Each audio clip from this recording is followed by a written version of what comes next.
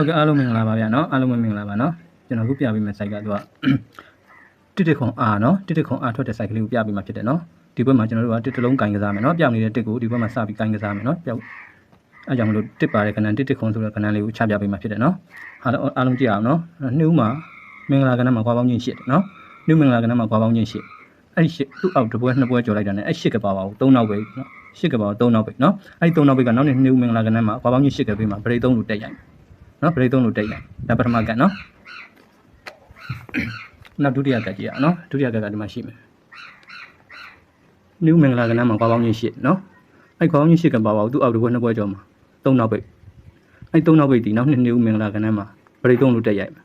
နော်ကွာပေါင်းချင်းရှစ်ကဘေးမှာဗရိတ်3ပါပါပေါ့နော်ဒါဒုတိယကနော်ဟိုဒီမှာတတိယကကြည့်မယ်နော်တတိယကဒီမှာရှိမယ်မင်္ဂလာကဏ္ဍမှာနှုတ်မင်္ဂလာကဏ္ဍမှာကွာပေါင်းချင်းရှစ်နော်အဲ့ကွာပေါင်းချင်းရှစ်ကပါပါဘူးသူ့အောက်တစ်ပွဲနှစ်ပွဲကြော်မှာသူကရှစ်ကပါပါ3လို့ရိုက်တယ်နော်အဲ့ဒီ3ဒီနောက်နှုတ်မင်္ဂလာကဏ္ဍမှာဗရိတ်3လို့ရိုက်မှာနော်ဗရိတ်3လို့ရိုက်မှာကွာပေါင်းချင်းရှစ်ကဘေးမှာဗရိတ်3ရိုက်မှာနော်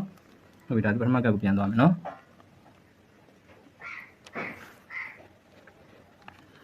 ်အဲ့နှုတ်မင်္ဂလာကဏ္ဍမှာကွာပေါင်းချင်းရှစ်ပါပါဘူး3နောက်ပိတ်တယ်အဲ့3နောက်ပိတ်ကနောက်နှုတ်မင်္ဂလာကဏ္ဍကိုဗရိတ်3လို့တက်ရလိုက်တယ်နော်တက်ရလိုက်တာနဲ့သူ့အောက်တစ်ပွဲနှစ်ပွဲကြော်မှာဒီ3နောက်ပိတ်ကဘေးမှာသူကဗရိတ်ကို6ကစားတယ်နော်ဗရိတ်6ကစားတယ်အဲ့ဗရိတ်6ဒီတဲ့ရှေ့ပေါင်း6ကစားနော်အ3နောက်ပိတ်ကနှက်ခ5ထိတ်နဲ့ဒီဗရိတ်6ဒီရှေ့ပေါင်း9အဲ့ဗရိတ်6ရဲ့အပေါ်3ထိတ်ဒီတဲ့ဒီကို3နောက်နော်ကဏ္ဍတစ်ခွက်ထက်ထွက်တာပါနော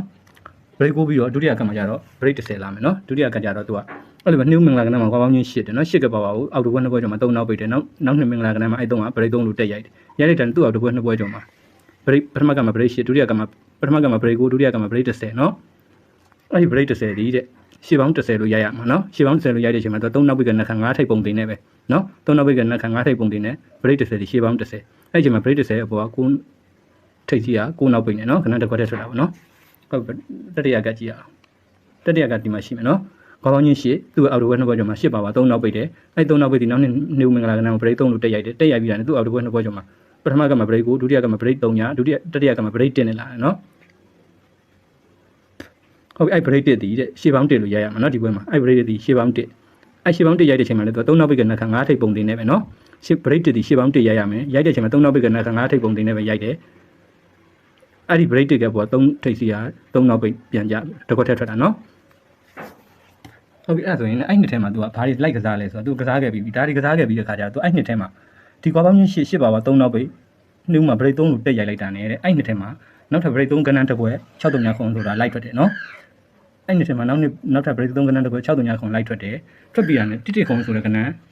လိုက်ထွက်တယ်နော်တစ်ခုအာပေါ့နော်ခွန်တစ်အာကဏ္ဍလိုက်ထွက်တယ်နော်ကျွန်တော်အခုဒီကဏ္ဍကိုဖမ်းပြမှာနော်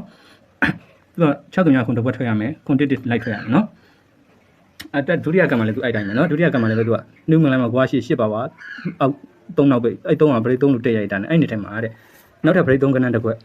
36ခုဆိုတဲ့ကဏ္ဍနဲ့နော်36ခုဆိုတဲ့ကဏ္ဍလိုက်ထွက်တယ်နောက်1ခုဆိုတဲ့ကဏ္ဍဒီ2ကြိမ်အောင်ထွက်ခဲ့တယ်နော်2ကြိမ်ထွက်ခဲ့တယ်1ခုဆိုတဲ့ကဏ္ဍနော်36ခုထွက်တယ်နော်အဲ့1ခုဒီကဏ္ဍကိုကျွန်တော်အခုပွဲမှာဖမ်းမှာနော်ဟုတ်ပြီဒါဆိုရင်အခုဒီနေ့ထဲမှာရောဒီနေ့ထဲမှာတော့ကောင်းကောင်းချင်း8ပါပါ3နောက်ပိတ်အဲ့3ကဗရိတ်3လို့တက်ရိုက်ပြီးတော့ဒီနေ့ထဲမှာအဲ့ဗရိတ်3ကဏ္ဍတစ်ခွက်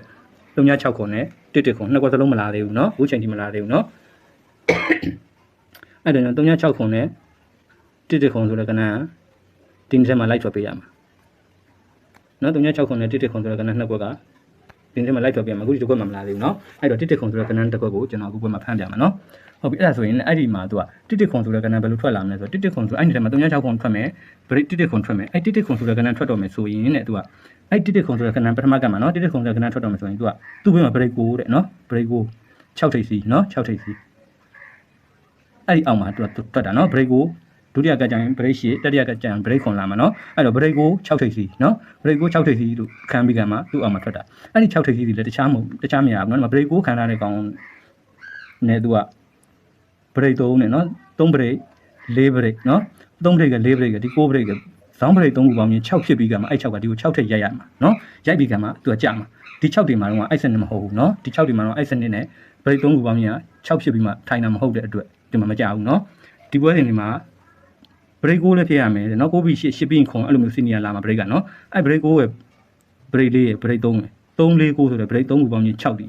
6ဖြစ်ပြီးကမှအဲ့6ထိတ်ကကြာပြီးကမှသူ့အောင်အဲ့1ခွန်လိုက်တာเนาะဒါပထမကဒ ဒုတိယကမှာလည်းသူဒီတိုင်းပဲနော်ဒီကွာပေါင်းချင်းရှစ်သူ့ပါဝါ3နောက်ပဲနှုတ်မှာ break 3ရိုက်တယ်အဲ့ဒီထဲမှာ break 3ခဏတစ်ခွက်3.6ခုထွက်တယ်ခွန်6 3လိုက်ထွက်တယ်1ခုထွက်တယ်နော်အဲ့1ခုထွက်တော့မယ်ဆိုလို့ရှိရင်တဲ့သူကပထမကမှာ break 9နော်အခုဒုတိယကမှာကျတော့ break က8ဖြစ်သွားပြီနော် break 8အဲ့ break 8ကဘေးမှာသူက6ထိပ်ကျတာနော် break 8ကဘေးမှာ6ထိပ်ကျတယ်ကျပြီးကမှသူ့အောင်မှာထွက်ရမှာနော်အဲ့တော့6ထိပ်ဒီလည်းအလကားဖြစ်တာမဟုတ်ဘူးတဲ့ဒီ break 8ကဒီ break 9ရဲ့တဲ့ဒီက break 3ပဲသူကအဲ့ break 3ခုပေါင်းချင်းက